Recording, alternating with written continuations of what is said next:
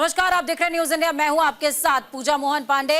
Bulletin की शुरुआत करेंगे विस्तार के साथ। खबरें मैं आपको बताऊंगी स्पीकर पद को लेकर के एनडीए और आईएनडीआईए आमने सामने आ गए। ओम बिरला और के सुरेश में मुकाबला होने वाला है। हालांकि ऐसा पहले कभी नहीं हुआ है। हमेशा से ही स्पीकर पद को लेकर के निर्विरोध निर्वाचन की प्रक्रिया को अपनाया गया, लेकिन इस बार ऐसा नजर नहीं आने वाला। हो सकता है इस बीच कि चुनाव करना पड़े। गृह मंत्री अमित शाह के कक्ष में बैठक जारी है। बैठक में किरण रिजिजू, भूपेंद्र यादव मौजूद हैं। बैठक में धर्मेंद्र प्रधान, गजेंद्र सिंह शेखावत मौजूद है। बैठक में अर्जुन राम मेघवाल और प्रहलाद जोशी भी मौजूद हैं। तो इस वक्त की बेहद बड़ी अपडेट आपको बता रहे हैं। स्पीकर पद के लिए आमने सामने आ गए हैं एनडीए और आईएनडीआईए। इस बीच चुनाव की जो प्रक्रिया है उसको अपनाया जाएगा, सिलेक्शन के प्रोसेस को अपनाया जाएगा। हालांकि ऐसे पहले कभी नहीं हुआ। आपको बता दें कि लगातार लोकसभा में स्पीकर पद को लेकर के निर्विरोध निर्वाचन की प्रक्रिया को अपनाया गया, लेकिन ऐसा पहली बार होगा जब बैठक में ऐसा पहली बार होने वाला है जब निर्वाचन प्रक्रिया अपनाई जानी है। हालांकि हर बार निर्वाचन प्रक्रिया तो फॉलो होती थी, लेकिन पक्ष और विपक्ष एक सुर के साथ में स्पीकर का सिलेक्शन करता था। लेकिन इस बार राहुल गांधी ने साफ कहा है कि हम स्पीकर पद पर सहमति और समर्थन देने को तैयार हैं, लेकिन डिप्टी स्पीकर हमारा होना चाहिए, यानी कि विपक्ष का।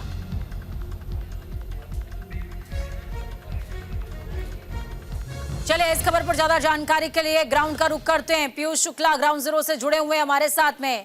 पीयूष, ओम बिरला एक तरफ नामांकन कर चुके हैं, दूसरी तरफ के सुरेश का नाम आईएनडीआईए से सामने आ रहा है। ऐसे में एनडीए और आईएनडीआईए दो फाड़ हैं स्पीकर पद को लेकर के, क्या कहेंगे? बिल्कुल दो फाड़ हैं स्पीकर पद को लेकर, और ये दिलचस्प मुकाबला इस बार देखने को मिलेगा स्पीकर पद के चुनाव को लेकर। हालांकि इसके पहले भी दो बार इस तरह का मुकाबला हो चुका है। मैं आपको जानकारी अपडेट कर रहा हूं। 15 मई 1952 में पहली बार लोकसभा में अध्यक्ष पद के लिए जीवी मावलंकर के सामने रामशंकर शांताराम मौर्य थे, और मावलंकर को 394 वोट मिले थे, और जबकि 55 वोट उनके खिलाफ में मिले थे। तो कुल मिलाकर दूसरी बार अगर मैं देखूं तो लोकसभा का चुनाव हुआ था आपातकाल के दौरान, और वहां वो उपचुनाव था। लेकिन इस बार ये चुनाव आमने सामने का हो रहा है, और आमने सामने का इसलिए हो रहा है क्योंकि विपक्ष लगातार इस बात को लेकर तैयार था कि हम चलिए चुनाव की प्रक्रिया में नहीं जाएंगे, निर्विरोध निर्वाचन होगा, लेकिन डिप्टी स्पीकर परंपरा के तौर पर हमें दीजिए। लेकिन डिप्टी स्पीकर ऐसा कोई संविधान में नहीं कहीं था कि परंपरा के तौर पर विपक्ष को मिलता है। संख्या बल जिसके पास है स्पीकर भी उसी का होगा, और डिप्टी स्पीकर के तमाम ऐसे उदाहरण भारतीय जनता पार्टी ने सामने रखे हैं, जहां जिन राज्यों में तकरीबन 9 ऐसे राज्य हैं जहां भारतीय जनता पार्टी विपक्ष में है, और वहां पर डिप्टी स्पीकर कोई नहीं है, या फिर है तो सत्ताधारी पार्टी का ही है। बिल्कुल पीयूष, लेकिन अगर लोकतांत्रिक प्रक्रिया की तरफ जाएं और केंद्रीय सियासत की तरफ जाएं तो संख्या बल के हिसाब से स्पीकर पद के लिए एलिजिबल बीजेपी नजर आती है, जबकि डिप्टी स्पीकर का पद कांग्रेस के हिस्से में जाना चाहिए, क्योंकि 99 का ये जो आंकड़ा है, आंकड़े के हिसाब से कांग्रेस सेकंड लीडिंग पार्टी है। ऐसा कहीं संविधान में या संसदीय प्रक्रिया में वर्णित नहीं है पूजा कि डिप्टी स्पीकर का पद कांग्रेस की तरफ जाए, ये कहीं भी नहीं लिखा हुआ है। और संवैधानिक पद की अगर आप देखें तो उन संवैधानिक पद में स्पीकर का पद आता है। इसके पहले 2014 और 2019 में स्पीकर के बाद डिप्टी स्पीकर के पद पर कोई भी व्यक्ति नहीं था। इसलिए नहीं था क्योंकि भारतीय जनता पार्टी ने उस पद पर किसी को नहीं ही चुनाव की प्रक्रिया के तहत दिया था, और उसी बात को लेकर उस वक्त भी 14 और 19 दोनों कार्यकाल में विपक्ष लगातार सवाल उठाता रहा। लेकिन यह एक परंपरा थी, और वो परंपरागत दिया जाता था। संविधान में इस परंपरा का कहीं उल्लेख नहीं है। बिल्कुल, बहुत शुक्रिया पीयूष हमारे साथ जुड़ने के लिए, अहम जानकारी साझा करने के लिए। तो गृह मंत्री अमित शाह के कक्ष में ये बैठक चल रही है। बैठक में क्या कुछ निकल करके आता है ये देखने वाली बात होगी। लेकिन स्पीकर पद के लिए आमने सामने दोनों गठबंधन खड़े हैं। इस बीच INDIA गठबंधन अड़ा हुआ है इस बात पर कि डिप्टी स्पीकर का पद उन्हें चाहिए, तभी वो स्पीकर पर सहमति व्यक्त करेंगे और निर्विरोध निर्वाचन की जो प्रक्रिया है उसको फॉलो करेंगे। लेकिन इस बीच बीजेपी कतई मूड में नहीं लग रही है। गृह मंत्री अमित शाह के कक्ष में फिलहाल बैठक चल रही है, जिसमें धर्मेंद्र प्रधान, किरण रिजिजू, गजेंद्र सिंह शेखावत, अर्जुन राम मेघवाल समेत तमाम दिग्गज मौजूद हैं।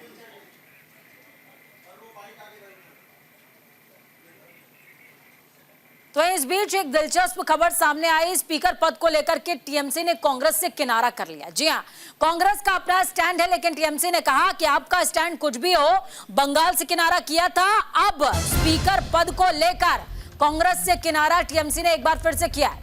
ओम बिरला को टीएमसी का समर्थन, ओम बिरला को टीएमसी समर्थन करने वाली है। हमने कोई नाम तय नहीं किया है, ये कहना है टीएमसी का। तो ये बेहद बड़ी अपडेट है।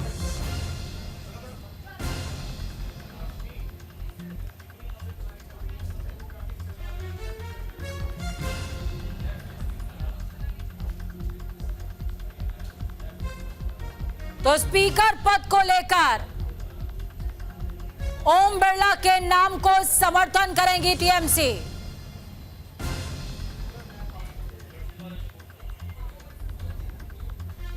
बड़ी अपडेट बता रहे हैं आपको।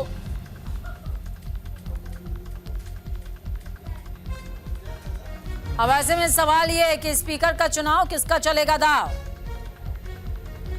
क्योंकि स्पीकर पद को लेकर दोनों ही गठबंधन आमने सामने आ गए हैं।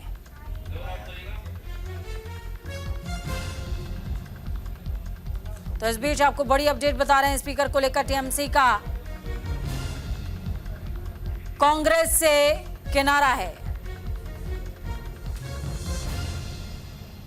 होगा कल, तब सब कुछ तैयार हो जाएगा। इसी वजह से कोई तकलीफ नहीं है। एनडीए की तरफ से उम्मीद आ रहा है कि शायद वो बन जाए। अरे तारे बहुत अच्छा होगा, बहुत अच्छा होगा, एकदम होना ही है, एकदम होना ही है ना। वो रहना क्या, वो ठीक है, आएगा। एक टीम का एक बड़ा प्लेयर को ले ले तो अच्छे है तो हर मुल्क का।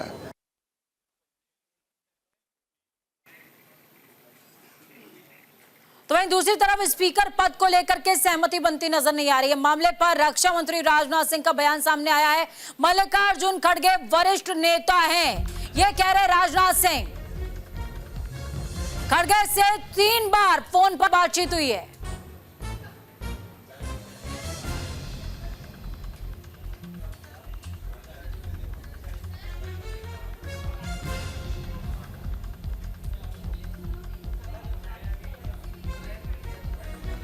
तो स्पीकर पद के लिए सहमति बनती नजर नहीं आ रही है।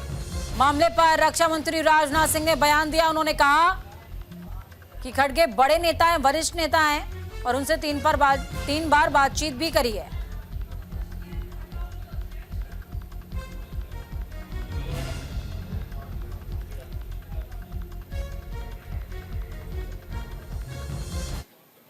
खड़गे जी का प्रश्न है, एक सीनियर लीडर हैं, मैं उनका सम्मान करता हूं। कल से लेकर आज तक उनसे 3 बार हमारी बात हुई। खड़गे जी का प्रश्न है, एक सीनियर लीडर हैं, मैं उनका सम्मान करता हूं। कल से लेकर आज तक उनसे 3 बार हमारी बात हुई।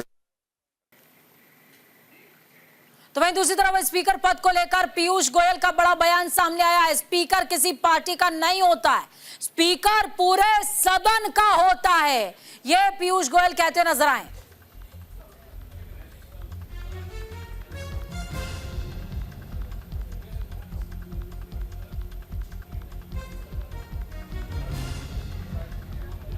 तो इस वक्त की बेहद बड़ी अपडेट आपको बता रहे हैं। स्पीकर पद को लेकर पीयूष गोयल का बड़ा बयान सामने आया है। स्पीकर किसी पार्टी का नहीं होता, बल्कि स्पीकर पूरे सदन का होता है।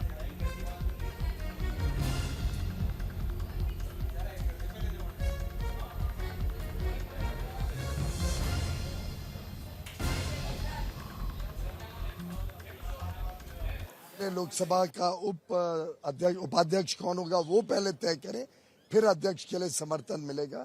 इस प्रकार की राजनीति को हम की निंदा करते हैं और मुझे लगता है कि अच्छी परंपरा ये रहती है कि लोकसभा निर्विरोध एक सर्वसम्मति से अध्यक्ष चुनता तो लोकसभा की भी मर्यादा अच्छी रहती, सभी पक्ष का उसमें योगदान रहता और स्पीकर वैसे भी किसी सत्तारूढ़ पार्टी या विपक्ष का नहीं होता है, वो पूरे सदन का होता है। वैसे ही उपाध्यक्ष भी कोई पार्टी या दल का नहीं होता है, पूरे सदन का होता है और इससे उसमें सदन की सहमति हो ऐसे शर्तों के आधार पर कि किसी एक पर्टिकुलर व्यक्ति या पर्टिकुलर पक्ष का ही उपाध्यक्ष हो, वो लोकसभा की कोई परंपरा में नहीं बैठता। पहले लोग तो वहीं दूसरी तरफ स्पीकर पद के चुनाव को लेकर मनोज झा का बड़ा बयान सामने आया। आरजेडी सांसद ने बीजेपी पर गंभीर आरोप लगाए हैं। बीजेपी ने बड़ा दिल नहीं दिखाया, ये कहना है मनोज झा का। बड़ी अपडेट आपको बता रहे के सुरेश की जाति की वजह से पक्षपात हो रहा है, ये मनोज झा कह रहे हैं। तो बड़ी अपडेट आपको बता रहे हैं स्पीकर चुनाव को लेकर मनोज झा ने इस बीच बड़ा बयान दिया है। उन्होंने कहा कि के सुरेश की जाति की वजह से बीजेपी पक्षपात कर रही है।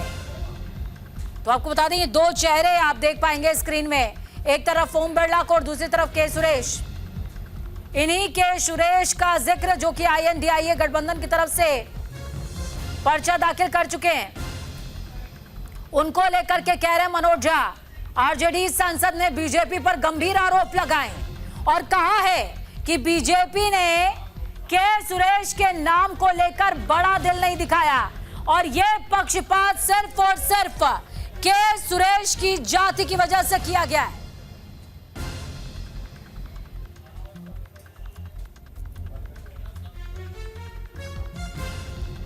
अनुरूप एक संदेश, ये मैंडेट जो है इस चुनाव का उसके अनुरूप है। एक तो अव्वल प्रोटेम स्पीकर में आपको इनको मौका देना था, आपने वहां संकीर्ण दायरा दिखाया। क्या वजह है? क्या सुरेश जी की सामाजिक पृष्ठभूमि, जातिगत पृष्ठभूमि से आपको परेशानी है? क्योंकि ऐसी चीजें लोक विमर्श में चल रही हैं और मैं समझता हूं कि मैंडेट के संदेश के अनुसार अभी इंटरेस्टिंग चीजें होंगी। कई लोगों को अपने कई जो दल हैं उनके साथ भी हैं, उनको भी सोचना होगा कि फैसला कैसा लें जिससे कि फासला ना बढ़े। तो एक संदेश, ये मैंडेट जो है इस चुनाव। तो स्पीकर के पद को लेकर लगातार घमासान मचा हुआ है।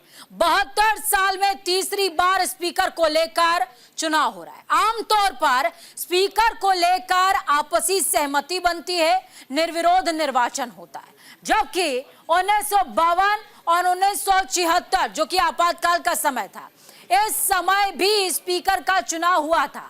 स्वतंत्र भारत की अगर बात करें तो 1952 में पहली बार स्पीकर पद के लिए चुनाव की प्रक्रिया को अपनाया गया।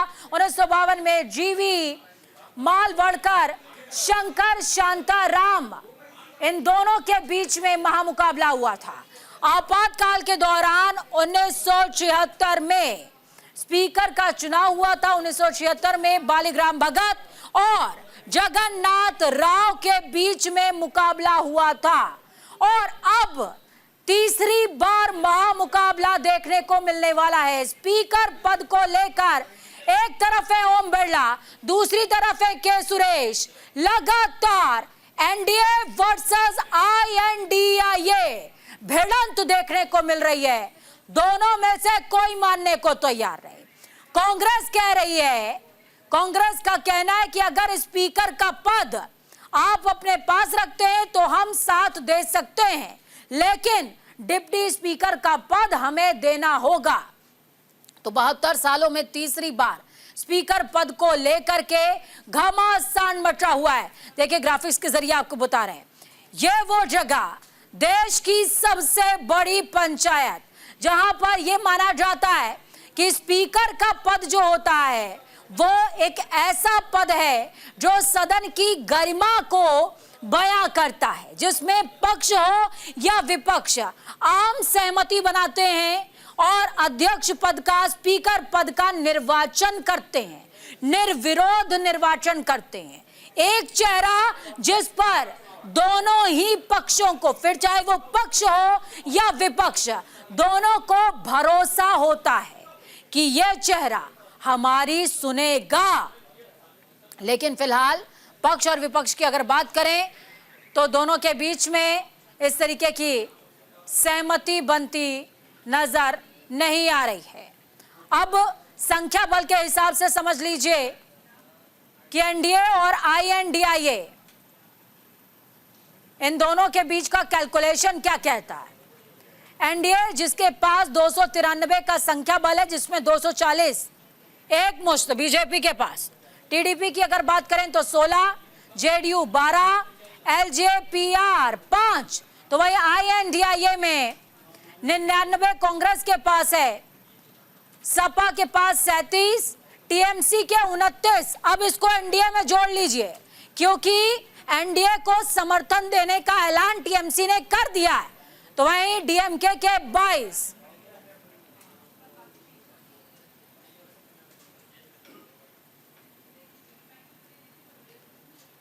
तो स्पीकर का चुनाव किसका चलेगा दांव?